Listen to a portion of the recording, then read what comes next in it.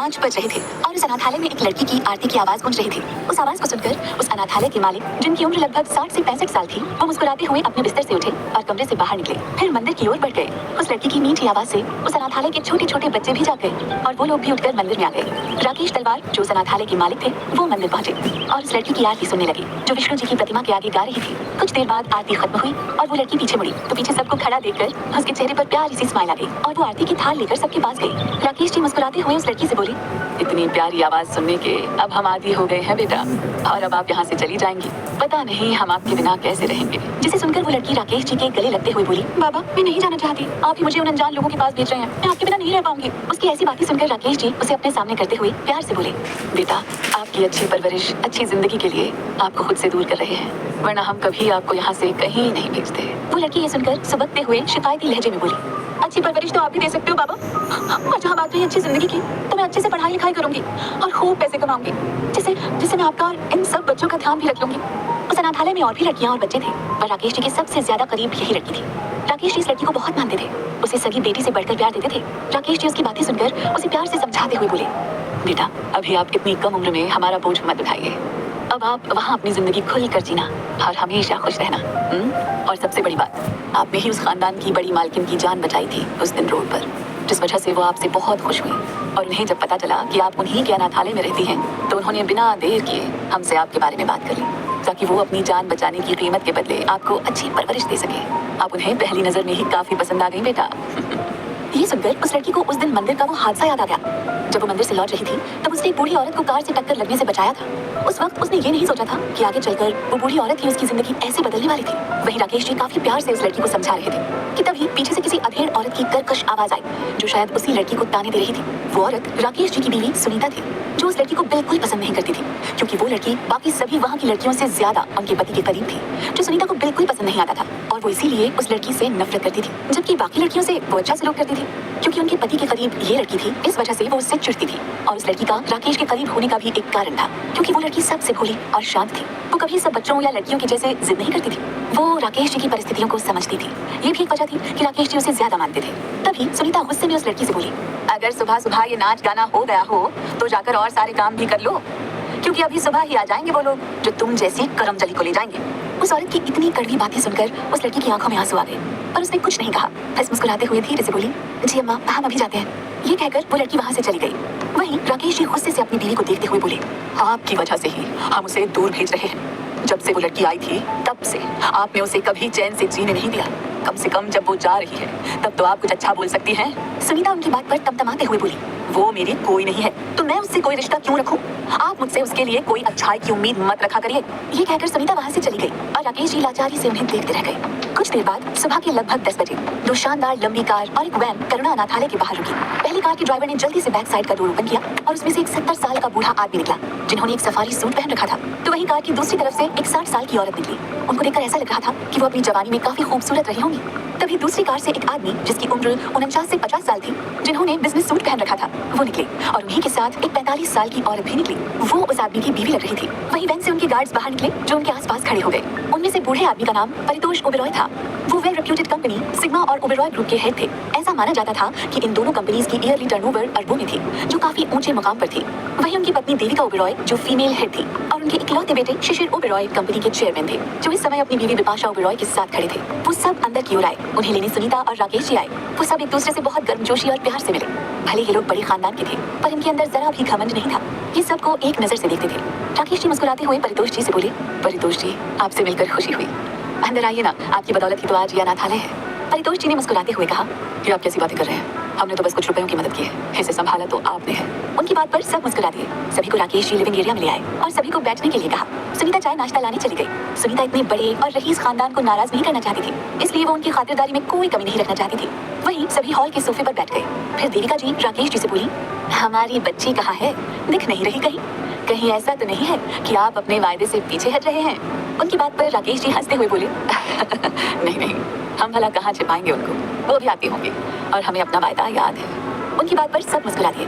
Oberoi family एक नामी गिरामी फैमिली थी। इनकी फैमिली में परितोष जी के इकलौते बेटे शिशिर ओबेरॉय थे, जिनके भी बस 2 बेटे थे।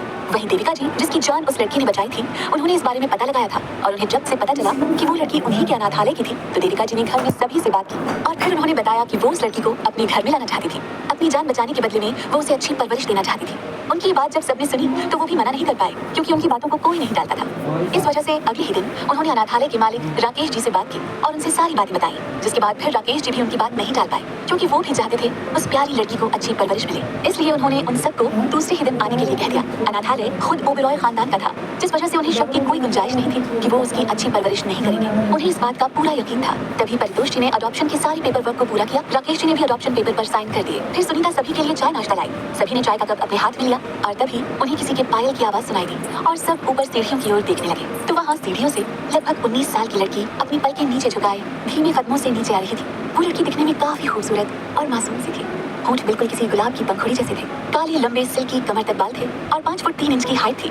बिल्कुल लीन पर्सनालिटी थी जो उसकी खूबसूरती पर 4 चांद लगा रहा था। उसने इस समय एक रेड कलर का अनारकली सूट पहन रखा था और दुपट्टे को सलीके से अपनी गर्दन से चिपका रखा था। वो अपने धीमे कदमों से राकेश जी के पास आई और उनके साइड में अपना सिर नीचे करके खड़ी हो गई। वहाँ बैठा ओबेरॉय परिवार उस लड़की की खूबसूरती की तारीफ मन ही मन में किए जा रहा था। उन्हें उस लड़की का शांत भाव और सादगी काफी अच्छी लग रही थी। तभी बिपाशा जी प्यार से उस लड़की की तरफ देखते हुए बोली, बेटा आपका नाम क्या है? वो लड़की उनकी बात सुनकर धीरे से बोली, मेरा नाम अंतरा है। उसका नाम सुनकर सब मुस्कुरा दिए। शिशिर जी ने उसे अपने पास बैठने को बुलाया। बेटा आप आकर यहाँ बैठो और हम लोगों से बातें करो, क्योंकि अब आपको हम लोगों के साथ रहना है। अंतरा बहुत शांत और थोड़ी चंचल स्वभाव की लड़की थी, इसलिए वो थोड़ा हिचकिचाते हुए राकेश जी की तरफ देखने लगी। तो राकेश जी ने हाँ में इशारा किया तो अंतरा उनके पास जाकर बैठ गई। सब उसकी घबराहट को समझ रहे थे, क्योंकि ऐसे नए लोगों के साथ खुद को ढालना थोड़ा मुश्किल था। सभी उससे बहुत अपनेपन से बात कर रहे थे, उसे परायों जैसा एहसास नहीं होने दे रहे थे। अंतरा को अब अजीब महसूस नहीं हो रहा था, क्योंकि उसे सभी का स्वभाव बहुत अच्छा लग रहा था। कुछ देर बीत जाने के बाद फिर परितोष जी फिर उठते हुए बोले, अच्छा तो अब हम अंतरा को लेकर चलते हैं। ये बोलते हुए उन्होंने अंतरा को देखा। हालांकि वहाँ हर साल हर लड़की और बच्चे को अडॉप्ट करने के लिए परिवार आया करता था और राकेश जी को इतना ज्यादा फर्क नहीं पड़ता था, पर अंतरा उनके ज्यादा करीब थी। इस वजह से उनके चेहरे पर हल्की उदासी आ गई। अंतरा को इतना मानने के पीछे राकेश जी के कुछ कारण थे, पर फिर उन्होंने खुद को संभालते हुए सबको लेकर बाहर की तरफ निकल आए। अंतरा अभी कॉलेज नहीं जाती थी, इसलिए वो बस कुछ कपड़े पैक करके अपने साथ ले आई। जाते समय अंतरा राकेश जी के सीने से लग गई, तो राकेश जी ने उसके सिर पर हाथ फेरा। वहीं परितोष जी अंतरा की उदासी देखकर उसके सिर पर प्यार से हाथ फेरते हुए बोले, बेटा आप अपने घर जा रही है, हम सब आपके दादा दादी हैं। हम आपको अपने साथ सिर्फ इसलिए ले जा रहे हैं ताकि आप अपना भविष्य बना सकें, अपनी जिंदगी में कुछ मुकाम हासिल कर सकें। आप हमें अपने दादा दादी कह सकती हैं। बाकी उस घर में जो और लोग हैं उन्हें आपको जो कहना हो वो आप कहेंगे। हम सिर्फ आपके भविष्य को बनाने के लिए आपको अपने साथ ले जा रहे हैं। अंतरा के लिए ये सब एक्सेप्ट करना अभी बहुत मुश्किल हो रहा था। जाहिर सी बात थी, अंतरा कोई 4 साल की छोटी बच्ची नहीं थी जिसे कोई टॉफी देकर फुसला सकता था और उसे अपने साथ अपने घर आसानी से ले जा सकता था। अंतरा 19 साल की समझदार लड़की थी, जिसके लिए उस अनजान से घर में जाना बहुत मुश्किल हो रहा था। उसे वहाँ के लोगों के साथ एक झिझक महसूस हो रही थी। ओबेरॉय खानदान उस अनाथालय के सबसे बड़ी ट्रस्टी थे और वो हर साल कई सारे बच्चों को अच्छी नौकरी और उनके अच्छे भविष्य के लिए मदद करते थे। कई सारी अंतरा जैसी लड़कियों का उन्होंने भविष्य सुधारा था। ओबेरॉय खानदान ने अंतरा को अपनी बेटी के तौर पर कभी अडॉप्ट नहीं किया था, बल्कि उन्होंने तो उसे देविका जी की जान बचाने के बदले एक अच्छी लाइफ देने के लिए अपने पास रखने की बस अडॉप्शन की फॉर्मेलिटी पूरी की थी। वहीं अंतरा का मकसद वहाँ जाने का सिर्फ इतना ही था कि वो सिर्फ पढ़ाई करके अपने दम पर एक NGO खोल ले, जिससे कि वो अपने जैसे सभी अनाथ बच्चों को उनका अच्छा भविष्य दे सके। और अपने इसी मकसद को सोचते हुए अंतरा सबके साथ कार में बैठकर अपनी जिंदगी के नए सफर की ओर बढ़ गई। कैसा होगा अंतरा का नया सफर? अब क्या मोड़ लेगी अंतरा की सिंपल सी लाइफ? आगे की कहानी जानने के लिए सुनते रहिए वजह तुम हो, सिर्फ पॉकेट FM पर।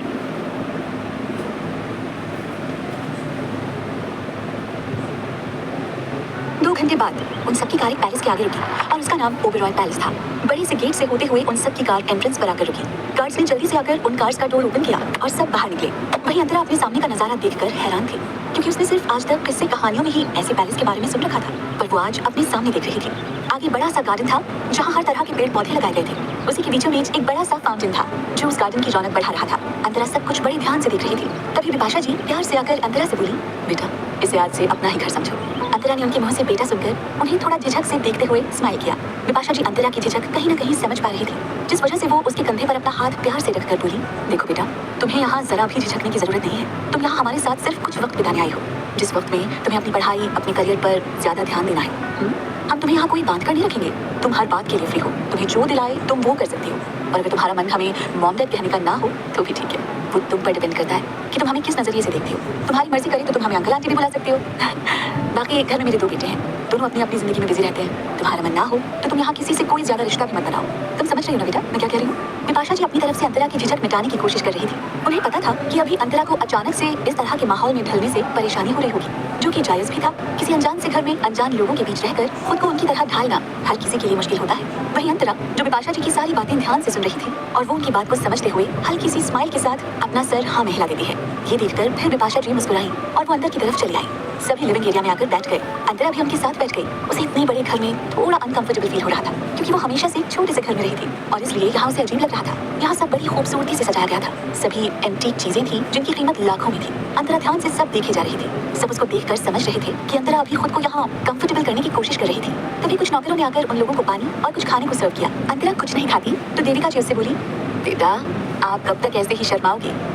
कितनी बार कह चुके हैं हम सब कि इसे आप अपना ही घर समझिए, क्योंकि अब आपको यहाँ तब तक रहना है जब तक कि आपका मकसद पूरा नहीं हो जाता। आप पढ़ लिख कर अपने दम पर एक एनजीओ नहीं खोल लेती, उसके बाद आप यहाँ से आराम से जा सकती हैं। पर हाँ, हम सबको मत भूलिएगा, बड़ी इंसान बनकर, ठीक है? देविका जी मजाक करते हुए हंसती हैं। काफी कम लोग जानते थे कि अंतरा को आखिर इस घर में किस मकसद से लाया गया था। खुद अंतरा भी अभी इस बात से अनजान थी कि उसे आखिर इस घर में क्यों लाया गया। ये राज अभी सिर्फ एक राज था जिसे कुछ लोग ही जानते थे। तभी अंतरा अपना सिर नीचे करके प्यार से बोली, नहीं दादी, आप सबकी बदौलत ही मैं उस मुकाम तक पहुंचूंगी, तो भला आप सबको कैसे भूल जाऊंगी? उसकी ये बात सुनकर सभी के चेहरे पर मुस्कान छा गई और फिर देविका जी मुस्कुराते हुए ऊपर सेकंड फ्लोर को देखकर बोली, आपका रूम ऊपर रेडी करवा दिया है, आप जाइए आराम करिए, खाने के लिए हम आपको बुला लेंगे। अंतरा ने जब ये सुना तो उसकी आंखें नम हो गई, क्योंकि उससे आज तक किसी ने भी प्यार से बात नहीं की थी और ना ही उसकी इतनी परवाह की थी, सिवाय उसके बाबा के। पर इन अनजान लोगों की खुद के लिए ऐसी परवाह देखकर उसके दिल में उन सभी के लिए इज्जत बढ़ने लगी थी। अंतरा फिर उनकी बात पर प्यार से सभी को देखते हुए अपना सिर हिलाती है और फिर अंतरा एक नौकर के साथ अपने रूम की तरफ चली गई। तभी शिशिर जी बिपाशा जी की तरफ देखते हुए बोली, ध्रुव आउट ऑफ टाउन गया है बिजनेस के सिलसिले में, वो शाम तक आ जाएगा, अब मैं भी ऑफिस चलता हूँ। ये कहकर वो अपनी जगह से उठ गए, पर तभी उन्हें कुछ याद आया और वो बिपाशा जी की तरफ देखकर बोले, और आपके साहबजादे रात के वक्त डिनर पर हमें दिख जाने चाहिए, वरना इस बार ना आप उन्हें बचा पाएंगे और ना आपकी माँ जी। उन्होंने देविका जी की तरफ इशारा किया। देविका जी और बिपाशा जी ने जब ये सुना तो उनका मुंह बन गया और शिशिर जी ऑफिस के लिए निकल गए। दादाजी अपने ऑफिस के काम से रिटायरमेंट ले चुके थे। उन्होंने अपने सारे ऑफिस के काम को अपने बेटे और पोतों पर छोड़ दिया था और खुद दादाजी के साथ अपने बुढ़ापे के उन खूबसूरत पलों को जी रहे थे। कुछ देर में परितोष जी, बिपाशा जी और देविका जी को जाते हुए बोले, आप दोनों हमारे पोते को उसके खड़ूस बाप से बचा लीजिएगा, क्योंकि आज वो 2 दिनों से घर नहीं आया है और उसका बाप उसे बिना ताने दिए छोड़ने नहीं वाला। ये कहकर वो मुस्कुराते हुए अपने रूम की तरफ बढ़ गए। वहीं देविका और बिपाशा जी एक दूसरे का मुंह देखने लगी। इसी तरह सारा दिन बीत गया। अंतरा सबसे घुल मिल गई। उसे अब यहाँ अच्छा लगने लगा। वो एक लेडी सर्वेंट के साथ पूरे पैलेस में घूम रही थी और वो सर्वेंट भी अंतरा को चारों तरफ पैलेस में घुमा रही थी। तभी वो लोग तीसरे फ्लोर पर पहुंचे और वहाँ पहुंचते ही सर्वेंट खुद डरते हुए बोली, हमें यहाँ नहीं आना चाहिए था, चलिए हम यहाँ से चलते हैं। अंतरा उसे ऐसे डरते देखकर बोली, पर क्यों, ऐसा क्या इस फ्लोर पर? उसकी बात सुनकर वो सर्वेंट धीरे से बोली, वो मैडम ये छोटे बाबा का फ्लोर है, यहाँ कोई भी नहीं आ सकता, यहाँ तक कि बड़ी मैडम भी नहीं। अंतरा को ये सुनकर बड़ा ही अजीब लगा और वो कंफ्यूज होकर बोली, पर ऐसा क्यों? कोई एक ही घर में रहकर ऐसे कहीं पर आने जाने से कैसे रोक सकता है? उसकी बात पर सर्वेंट उसे नीचे ले जाते हुए बोली, मैडम छोटे बाबा का अलग ही मिजाज है, उनसे कोई कुछ नहीं पूछता, वो बहुत सख्त मिजाज के इंसान है, इसलिए आप भी अब यहाँ मत आना। अंतरा को ये बात सुनकर बहुत ही चिढ़ हुई। अंतरा ने फिर घूर कर उस फ्लोर को देखा, पर फिर उसने उस पर ज्यादा ध्यान नहीं दिया, क्योंकि उसे यहाँ ज्यादा समय तक नहीं रहना था। वो यहाँ सिर्फ अपने मकसद को पूरा करने आई थी और उसका मकसद था सिर्फ अच्छी परवरिश पाना और भविष्य बनाना, इसलिए वो यहाँ किसी से ज्यादा उलझना नहीं चाहती थी। अंतरा फिर चुपचाप उस सर्वेंट के साथ नीचे आ गई। इसी तरह शाम हो गई और शाम के वक्त अंतरा गार्डन में फूलों के पास थी और सनसेट होते हुए देख रही थी। वो अपने में ही खोई हुई थी और इस बात से अनजान थी कि कोई उसे बहुत देर से देख रहा था। अंतरा फाउंटेन की तरफ गई और पानी से खेलने लगी और तभी उसका अचानक से पैर फिसला और उसकी तेज चीख निकली। कुछ देर बाद उसे दर्द का एहसास नहीं हुआ तो उसने अपनी आंखें धीरे धीरे खोली और अपने सामने देखने लगी। वो किसी की बाहों में थी। इस वक्त अंतरा के आगे एक हैंडसम पर्सनालिटी वाला 26 साल का लड़का खड़ा था, जिसने ग्रीन कलर का 3-पीस सूट पहन रखा था और इस समय उसी ने उसे होल्ड किया था। अंतरा ने उस अनजान लड़के को देखा तो जल्दी से खड़े होकर उससे दूर हो गई। वो लड़का अंतरा को देखकर स्माइल करने लगा। उसे अंतरा बहुत ही प्यारी और मासूम लगी। वो लड़का मुस्कुराकर अपने हाथ आगे बढ़ाते हुए बोला, हे, माय नेम इज ध्रुव ओबेरॉय। अंतरा नमस्ते करते हुए बोली, जी नमस्ते, मैं अंतरा हूँ। ध्रुव ने उसे नमस्ते करता देख अपने हाथ पीछे कर लिए। उसे समझ आ गया कि अंतरा काफी संस्कारी थी। अभी वो दोनों बात ही कर रहे थे कि तभी पीछे से बिपाशा जी आते हुए बोली, अरे ध्रुव बेटा, तुम आ गए। उसके बाद वो अंतरा की तरफ देखते हुए बोली, अंतरा बेटा, ये मेरा बड़ा बेटा ध्रुव है। फिर बिपाशा जी ध्रुव से बोली, ध्रुव ये अंतरा है, ये अनाथालय से आई है। ध्रुव स्माइल करते हुए अंतरा की तरफ देखकर बोला, जी मॉम, मैं मिला अंतरा से, पर मानना पड़ेगा आप सबकी चॉइस बहुत अच्छी है। अब कम से कम इस सुनसान से पैलेस में कोई तो आया जिससे मैं बातें कर सकता हूँ, उससे लड़ झगड़ सकता हूँ और मस्ती कर सकता हूँ। ये कहकर ध्रुव हंसता है। वहीं अंतरा ने ध्रुव की ये बात सुनकर धीरे से स्माइल किया और अपनी नजरें झुका ली। उसे अभी भी झिझक हो रही थी। तभी बिपाशा जी हंसते हुए बोली, अच्छा अब दोनों अंदर चलो। अंतरा फिर अपनी नजर झुकाकर अंदर की तरफ बढ़ गई। ध्रुव भी अंतरा को देखकर मुस्कुराते हुए उसके पीछे चला गया। दूसरी तरफ एक ग्राउंड एरिया में दो लोगों की स्पोर्ट्स कार में रेस हो रही थी और दोनों स्पोर्ट्स कार एक दूसरे को टक्कर दे रही थी और सारी पब्लिक, खासकर लड़कियां, तेज तेज हूटिंग कर रही थी और बस एक ही नाम चिल्ला रही थी, दानिश दानिश दानिश। जो स्पोर्ट्स कार लिमिटेड एडिशन की लग रही थी, उसी के अंदर एक दानिश नाम का शख्स बैठा था और किसी एक्सपर्ट की तरह अपनी कार को लगभग उड़ा रहा था। उसकी आंखों में ब्लैक गॉगल्स लगे हुए थे, जिस वजह से उसका फेस नहीं दिख रहा था, पर उसका ऑरा बहुत पावरफुल लग रहा था। सभी दानिश का नाम लेकर चिल्ला रहे थे और रेस काफी इंटरेस्टिंग हो रही थी। तभी दानिश ने एक टर्न लिया और फुल स्पीड में कार चलाकर आगे बढ़ गया और वो कुछ ही देर में उस रेस को जीत गया। सारी पब्लिक तेज तेज हूटिंग करने लगी। लड़कियां तो बस दानिश की एक झलक देखने को बेताब हुई जा रही थी। तभी उनमें से एक लड़की बोली, यार ये दानिश कौन है? बहुत सुना है उसके बारे में कि वो एक हॉटेस्ट बंदा है पूरे इंडिया का। मुझे तो रहा ही नहीं जा रहा, बस उसे जल्दी से देखना है। ऐसे ही और भी कई सारी लड़कियां दानिश के बारे में बात कर ही रही थी कि चारों तरफ शोर होने लगा। दानिश कार से बाहर निकल रहा था और सभी लड़कियां उसे देखने के लिए तुरंत ग्राउंड की तरफ चली गई। उस स्पोर्ट्स कार में से दानिश बाहर निकला, जिसकी उम्र करीब 24 साल थी। उसने बड़े ही स्टाइल से अपनी आंखों पर पहने गॉगल्स को निकाला। सारी लड़कियां तो उसके चेहरे को देखकर बिल्कुल घायल ही हो गई थी। वो सब बस यही चाह रही थी कि एक नजर दानिश उन सब पर डाल ले, पर दानिश सभी को पूरी तरह इग्नोर कर सीधे स्टेज पर ट्रॉफी लेने चला गया। दानिश एक बेहद अट्रैक्टिव और चार्मिंग पर्सनालिटी वाला रूड लड़का था। उसके अंदर काफी एटीट्यूड था। वो अपने आगे किसी को कुछ भी नहीं समझता था। लड़कियां तो उसके लिए ना के बराबर थी। वो लड़कियों से कोसों दूर रहता था। वो स्माइल भी बहुत मुश्किल से करता था। उसकी हाइट 6 फीट 3 इंच थी और उसकी हॉट पर्सनालिटी उसे एक परफेक्ट और पावरफुल इंसान बनाती थी, पर उसका फेस हमेशा इमोशनलेस रहता था। वो लड़का दानिश ओबेरॉय था, रॉयल फैमिली ओबेरॉय खानदान का सबसे छोटा बेटा और सिग्मा कंपनी का प्रेसिडेंट था। वो ऑफिस के साथ साथ अभी कॉलेज में अपनी स्टडी कंप्लीट कर रहा था। तभी दानिश ने अपनी ट्रॉफी ली और सीधे स्टेज से नीचे आकर वहां से निकल गया। वहीं सारी लड़कियों का मुंह बन गया, क्योंकि दानिश ने उन्हें एक बार भी नहीं देखा था। दानिश पार्किंग एरिया में आया और अपनी लग्जूरियस कार का गेट ओपन किया, पर तभी किसी लड़की ने उसे पीछे से हक कर लिया। दानिश वहीं रुक गया और गुस्से से पीछे पलटा। वो उस लड़की को घूरते हुए खुद से दूर कर सर्द आवाज में बोला, व्हाट द हेल रिहाना।